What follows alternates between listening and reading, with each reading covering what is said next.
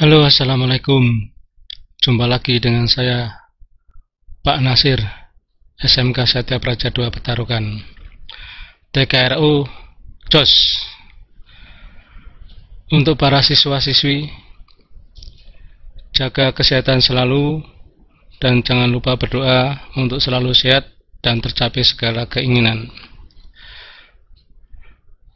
Pesan saya berikutnya, kalian sudah dewasa, silahkan bisa membagi waktu dengan baik. Manakala saatnya belajar, ya harus belajar. Saatnya beribadah, ya harus beribadah. Saatnya hiburan, silahkan bermain game. Tetap harus bisa membagi waktu. Oke, para siswa-siswi semua, pada pertemuan video kali ini saya akan membahas tentang sistem bahan bakar model injeksi atau EV. Karena video ini panjang, materi banyak, maka akan kita bagi menjadi sekitar 4 bagian video. Oke, langsung saja kita simak sama-sama. Yang pertama, tujuan pembelajaran dari sistem bahan bakar injeksi atau EV. Yang pertama adalah siswa dapat mendiagnosis kerusakan sistem bahan bakar bensin tipe injeksi. Tujuan yang kedua adalah siswa dapat memperbaiki sistem bahan bakar bensin tipe injeksi atau EV. Ini harus dicapai untuk para siswa semua di pelajaran kali ini.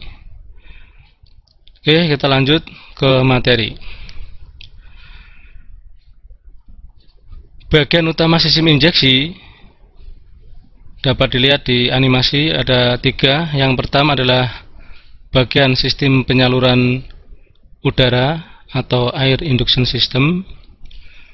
Yang kedua adalah bagian sistem penyaluran bensin atau full system.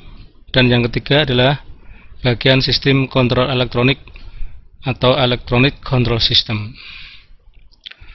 Oke, memasuki bagian yang pertama, yaitu bagian sistem penyaluran udara.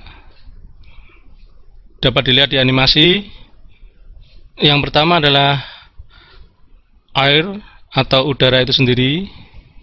Kemudian yang kedua ini adalah filter udara atau air cleaner yang berfungsi untuk menyaring udara dari kotoran-kotoran luar yang masuk ke intake sehingga bersih.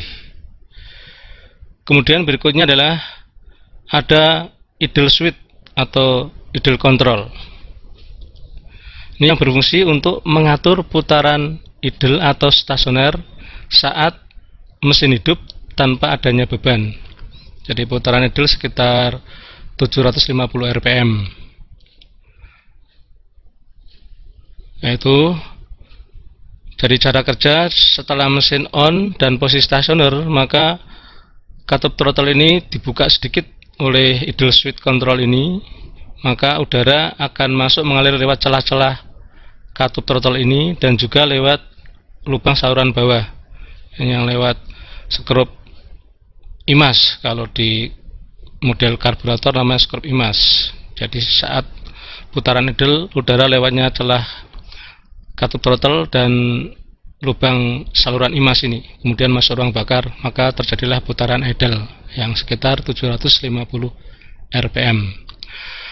Berikutnya komponen yang keempat, ini adalah VF atau idle up control.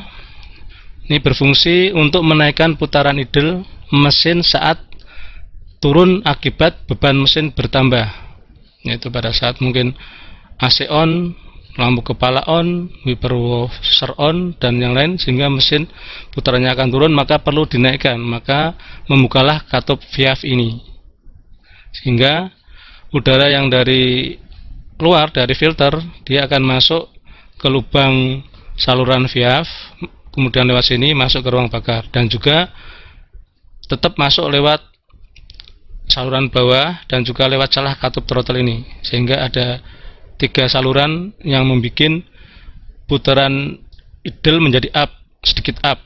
Karena kalau pada AC on itu RPM-nya naik dari 750 menjadi sekitar 950 RPM. maka terjadilah putaran idle up ya saat AC on, lampu kepala on, yang beban-beban berat on. Berikutnya komponen yang keempat ini berarti adalah throttle body, saluran throttle body, yaitu saluran utama.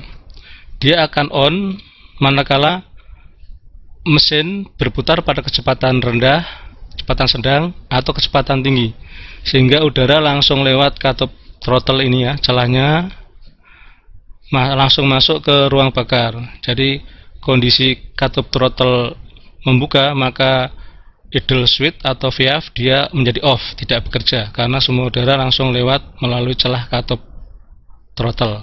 Sekali lagi, ini akan on pada saat mesin putaran kecepatan lambat, sedang, atau tinggi, yaitu di atas putaran idle. Oke, para siswa, berikutnya adalah sistem penyaluran udara yang tambahan. Jadi di mobil ada yang pakai sistem ini, ada juga yang tidak pakai. Jadi yang minimalnya tadi yang awal itu mesti pakai, yang ini adalah tambahan. Yang pertama adalah sistem EGR. EGR ini adalah exhaust gas recirculation. Jadi sebuah sistem yang mengembalikan gas sisa pembakaran yang tidak terbakar sempurna, atau istilahnya NOx, dikembalikan lagi ke intake manifold. Jadi bisa dilihat di sini cara kerjanya. Gas buang yang tidak terbakar sempurna disalurkan menuju ke EGR valve. Nah, EGR valve ini bisa membuka dan menutup, dikontrol oleh EGR switch valve ini yang diatur oleh ECU yang kabel warna merah ini. Kemudian sisa gas buang tadi dimasukkan lagi ke dalam intake manifold yang nantinya ikut terbakar di ruang bakar, sehingga bahan bakar akan lebih sedikit irit karena dibantu sisa-sisa gas pembakaran yang tidak terpakai. Berikutnya para siswa, sistem tambahan berikutnya adalah sistem kanister. Ini penyaluran udara kanister, yaitu adalah alat pemisah gas uap bensin dengan gas HC, hidrokarbon. Gas HC ini ditahan di dalam kanister sini, ditahan dalam kanister karena itu beracun, sedangkan uap bensinnya diteruskan ke dalam ruang bakar. Jadi di dalam tangki ini otomatis ada penguapan. Nah, penguapan kemudian ditampung dalam kanister, kemudian uap ini diteruskan melalui PCSV ini ya, pump kanister switch valve, untuk membuka dan menutup, menyalurkan ke dalam intake manifold. Ini adalah bagian dari sistem penyaluran udara atau air induction system di sistem mobil injeksi atau EV. Oke, para siswa, berikutnya adalah bagian utama sistem injeksi yang kedua, yaitu bagian sistem penyaluran bensin atau full filter. Bisa dilihat bagian penyaluran bensin ini. Yang pertama dimulai dari fuelnya ya, bensinnya sebagai bahan bakar utamanya. Kemudian ada full pump. Full pump ini berfungsi untuk memompa bahan bakar sehingga mengalir dalam sistem sesuai dengan tekanan kerja yang dibutuhkan. Kemudian komponen berikutnya adalah line pipe atau pipeline, saluran ini menyalurkan bahan bakar. Kemudian ada full filter, ini fungsinya untuk menyaring bensin dari kotoran-kotoran yang mungkin ada dalam tangki bensin ini. Kemudian setelah disaring, berikutnya adalah komponen high pressure line. Ini ya, high pressure line atau istilahnya adalah delivery pipe, pipa pembagi. Ini bertekanan tinggi karena bahan bakar pompanya ini memompa terus hingga tekanan tinggi.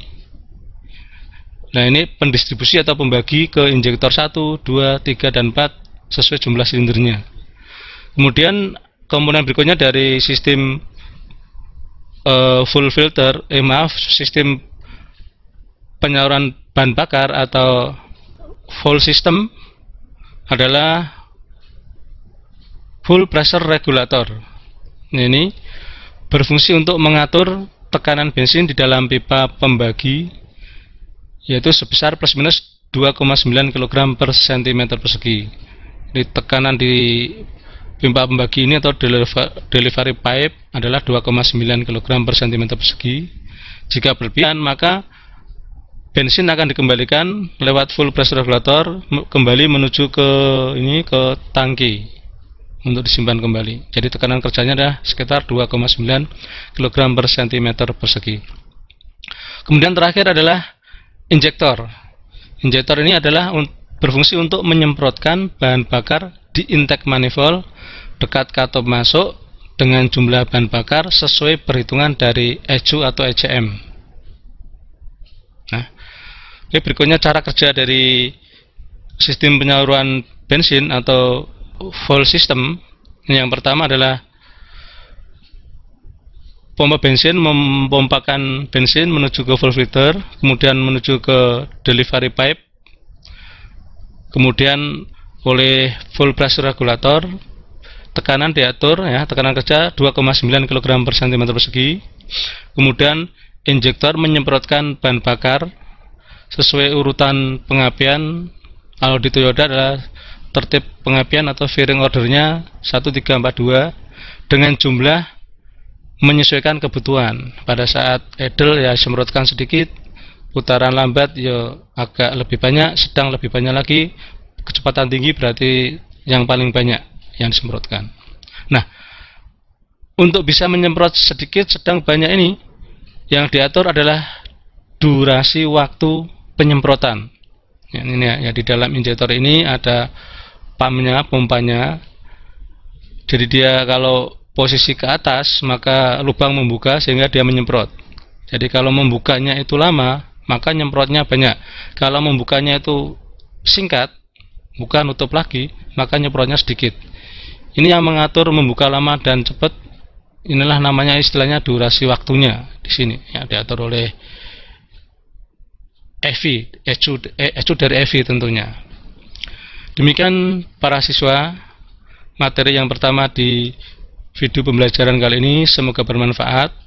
Manakala masih bingung silahkan diulang lagi, dan bagian-bagian yang perlu diingat atau dicatat silahkan di pause dan di screenshot untuk bisa dicatat. Kemudian berikutnya akan kita lanjut di video pembelajaran yang kedua karena materinya masih banyak dan panjang sehingga biar tidak membosankan. Oke, terima kasih atas perhatiannya. Jaga kesehatan selalu dan jangan lupa berdoa selalu. Assalamualaikum warahmatullahi wabarakatuh.